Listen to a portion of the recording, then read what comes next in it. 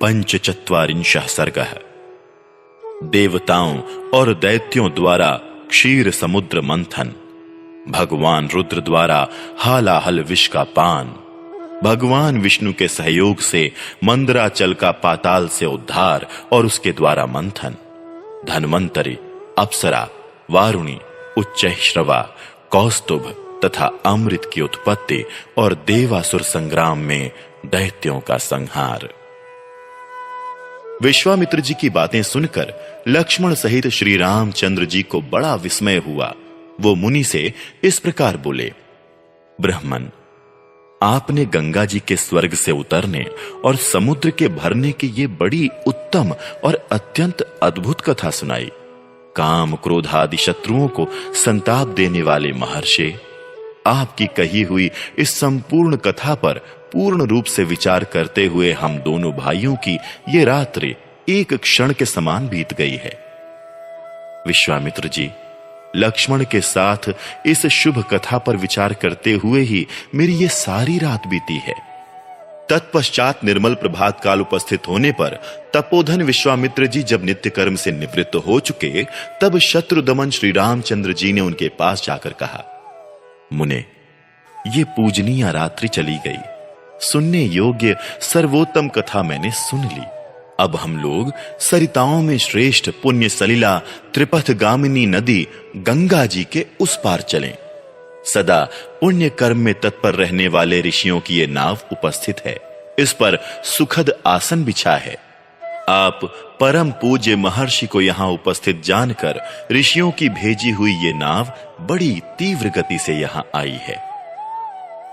महात्मा रघुनंदन का ये वचन सुनकर विश्वामित्र जी ने पहले ऋषियों सहित श्री राम लक्ष्मण को पार कराया। तत्पश्चात स्वयं भी उत्तर तट पर पहुंचकर उन्होंने वहां रहने वाले ऋषियों का सत्कार किया। फिर सब लोग गंगा जी के किनारे ठहरकर विशाला नामक पुरी की शोभा देखने लगे। तदनंतर श्री राम लक्ष्मण को साथ ले मुनिवर विश्वामित्र तुरंत उस दिव्य एवं रमणीय नगरी विशाला की ओर चल दिए, जो अपनी सुंदर शोभा से स्वर्ग के समान जान पड़ती थी। उस समय परम बुद्धिमान श्री राम ने हाथ जोड़कर उस उत्तम विशालापुरी के विषय में महामुनि विश्वामित्र से पूछा, महामुने, आपका कल्याण हो। मैं ये सुनना चाहता हूं कि विशाला में कौन सा राजवंश राज्य कर रहा है। इसके लिए मुझे बड़ी उत्कंठा है। श्री राम का ये वचन सुनकर मुनि श्रेष्ठ विश्वामित्र ने विशालापुरी के प्राचीन इतिहास का वर्णन आरंभ किया। रघुकुल नंदन श्री राम, मैंने इंद्र के मुख से विशालापुरी के वैभव का प्रतिपादन करने वाली जो कथा सुनी है, उसे बता रहा हूं, सुनो। इस देश में जो वृत्तांत घटित हुआ है, उसे यथार्थ रूप से श्रवण करो। श्री राम, पहले सत्य युग में दिति के पुत्र दैत्य बड़े बलवान थे और अदिति के परम धर्मात्मा पुत्र महाभाग देवता भी बड़े शक्तिशाली थे।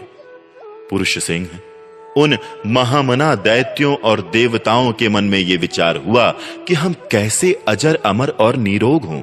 इस प्रकार चिंतन करते हुए उन विचारशील देवताओं और दैत्यों की बुद्धि में ये बात आई कि हम लोग यदि क्षीर सागर का मंथन करें तो उसमें निश्चय ही अमृतमय रस प्राप्त कर लेंगे।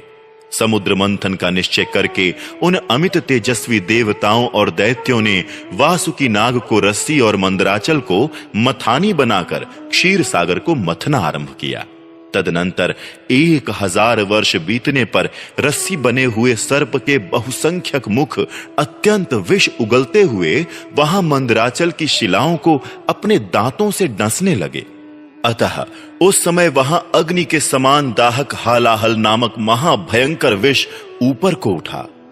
उसने देवता, असुर और मनुष्यों सहित संपूर्ण जगत को दग्ध करना आरंभ किया। ये देख देवता लोग शरणार्थी होकर सबका कल्याण करने वाले महान देवता पशुपति रुद्र की शरण में गए और त्राहि त्राहि की पुकार लगाकर उनकी स्तुति करने लगे। देवताओं के इस प्रकार पुकारने पर देव देवेश्वर भगवान शिव वहां प्रकट हुए। फिर वहीं शंख चक्रधारी भगवान श्री हरि भी उपस्थित हो गए। श्री हरि ने त्रिशूलधारी भगवान रुद्र से मुस्कुराकर कहा, असुर श्रेष्ठ, देवताओं के समुद्र मंथन करने पर जो वस्तु सबसे पहले प्राप्त हुई है वो आपका भाग है, क्योंकि आप सब देवताओं में अग्रगण्य हैं। प्रभु, अग्र पूजा के रूप में प्राप्त हुए इस विष को आप यहीं खड़े होकर ग्रहण करें। ऐसा कहकर देव शिरोमणि विष्णु वहीं अंतर्धान हो गए। देवताओं का भय देखकर और भगवान विष्णु की ये कही हुई बात सुनकर देवेश्वर भगवान रुद्र ने उस घोर हालाहल विष को अमृत के समान मानकर अपने कंठ में धारण कर लिया तथा देवताओं को विदा करके वो अपने स्थान को चले गए। रघुनंदन, तत्पश्चात देवता और असुर सब मिलकर क्षीर सागर का मंथन करने लगे। उस समय मथानी बना हुआ उत्तम पर्वत मंदर पाताल में घुस गया। तब देवता और गंधर्व भगवान मधुसूदन की स्तुति करने लगे। महाबाहो, आप ही संपूर्ण प्राणियों की गति हैं, विशेषतः देवताओं के अवलंबन तो आप ही हैं। आप हमारी रक्षा करें और इस पर्वत को उठावें।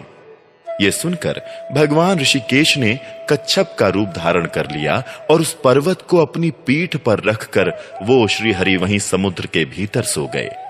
फिर विश्वात्मा पुरुषोत्तम भगवान केशव उस पर्वत शिखर को हाथ से पकड़कर देवताओं के बीच में खड़े हो स्वयं भी समुद्र का मंथन करने लगे। तदनंतर 1000 वर्ष बीतने पर उस क्षीर सागर से एक आयुर्वेदमय धर्मात्मा पुरुष प्रकट हुए, जिनके एक हाथ में दंड और दूसरे में कमंडलु था। उनका नाम धन्वंतरी था। उनके प्राकट्य के बाद सागर से सुंदर कांति वाली बहुत सी अप्सराएं प्रकट हुईं। नरश्रेष्ठ, मंथन करने से ही अप अर्थात जल में उसके रस से वो सुंदरी स्त्रियां उत्पन्न हुई थीं, इसीलिए अप्सरा कहलाईं। काकुत्स्थ, उन सुंदर कांति वाली अप्सराओं की संख्या 60 करोड़ थी और जो उनकी परिचारिकाएं थीं, उनकी गणना नहीं की जा सकती। वो सब असंख्य थीं। उन अप्सराओं को समस्त देवता और दानव कोई भी अपनी पत्नी रूप से ग्रहण ना कर सके, इसलिए वो साधारणा मानी गईं। रघुनंदन, तदनंतर वरुण की कन्या वारुणी, जो सुरा की अभिमानिनी देवी थी, प्रकट हुई और अपने को स्वीकार करने वाले पुरुष की खोज करने लगी। वीर श्री राम, दैत्यों ने उस वरुण कन्या सुरा को नहीं ग्रहण किया, परंतु अदिति के पुत्रों ने इस अनिंद्य सुंदरी को ग्रहण कर लिया। सुरा से रहित होने के कारण ही दैत्य असुर कहलाए और सुरा सेवन के कारण ही अदिति के पुत्रों की सुर संज्ञा हुई। वारुणी को ग्रहण करने से देवता लोग हर्ष से उत्फुल्ल एवं आनंदमग्न हो गए। नरश्रेष्ठ, तदनंतर घोड़ों में उत्तम उच्चैः श्रवा, मणिरत्न कौस्तुभ तथा परम उत्तम अमृत का प्राकट्य हुआ। श्री राम, उस अमृत के लिए देवताओं और असुरों के कुल का महान संहार हुआ। अदिति के पुत्र दिति के पुत्रों के साथ युद्ध करने लगे। समस्त असुर राक्षसों के साथ मिलकर एक हो गए। वीर, देवताओं के साथ उनका महाघोर संग्राम होने लगा, जो तीनों लोकों को मोह में डालने वाला था। जब देवताओं और असुरों का वो सारा समूह क्षीण हो चला, तब महाबली भगवान विष्णु ने मोहिनी माया का आश्रय लेकर तुरंत ही अमृत का अपहरण कर लिया।